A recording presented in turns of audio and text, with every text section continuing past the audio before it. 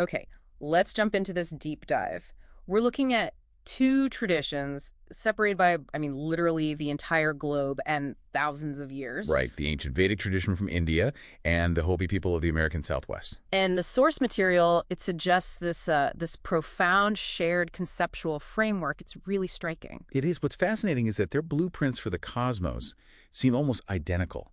We're not just talking about a few similar myths. No. Both traditions model the entire universe as a singular, balanced vibratory system. So that's our mission today. We're going to trace this alignment from the very architects of creation, then through the hidden anatomy of the energetic body, and finally land on their view of history. And of the current age, which is key. Right. So where do we start? The beginning. The very beginning. Both systems, they start from an absolute undifferentiated void. The Hopi call it Tukpela. Just darkness, nothing. Nothing.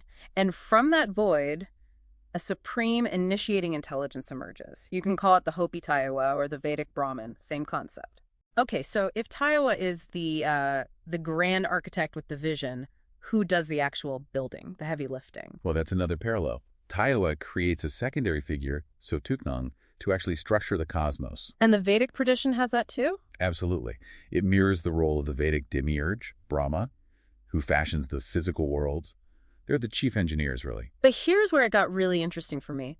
The feminine principle. Yes. The Hopi have Spider-Woman, Kokyangwuti, who doesn't just, give birth to life.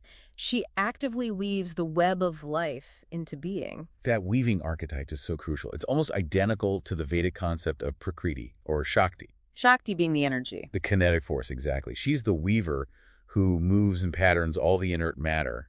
Without that active feminine energy, creation just can't happen. It remains an idea. So the universe is this unified web, and the human body then is a kind of instrument within it. A vibratory instrument, and both systems map it in the same way. The sources detail the Vedic chakra system, which, is the 7 energy vortices. Along the spine. Right. And those are mirrored precisely by what the Hopi call their vibratory centers. And the most specific overlap, the one that really stands out, is at the top. The apex, yes. The Hopi tradition says a soft spot was left on the crown of the head. They call it the open door. Kapavi.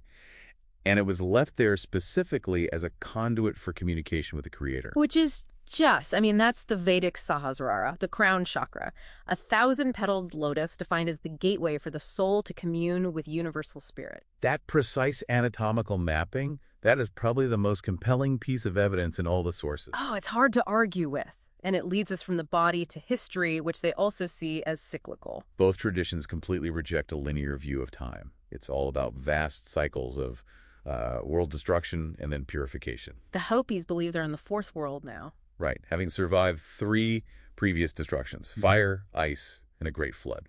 And this aligns perfectly with the 4 Vedic yugas, where our current 4th world is synonymous with the Kali Yuga, the age of decline. Yes, and both characterize this age as one of, spiritual testing and materialism. The Hopi have a word for it, Koyanisquatsi. Life out of balance. A life out of balance. Yeah. The idea is that human misalignment is what invites the cataclysm. We cause it. Now, we should add some important context here.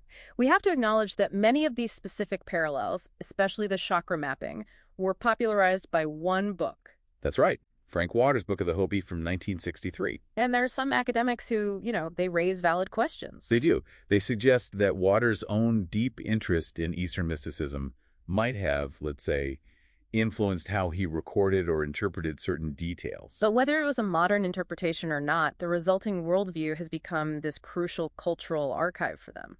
And its core message is about balance. That balance is the key to our survival.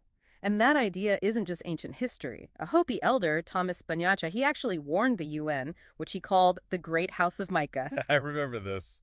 He warned that if humanity didn't return to spiritual principles, we would burn ourselves to death with ashes. It's a direct mirror of Vedic prophecies. So when you look at it all, the weaving goddesses, the crown center, the cycles of time, it points to something deeper than just historical coincidence. It's a kind of archetypal resonance. So what does this all mean for you, listening now? In an age of, unprecedented global imbalance, you have 2 completely disparate cultures offering the exact same roadmap. And the question the sources leave us with is this. Is preserving this ancient shared wisdom this way the only thing that can prevent the destruction of this 4th world?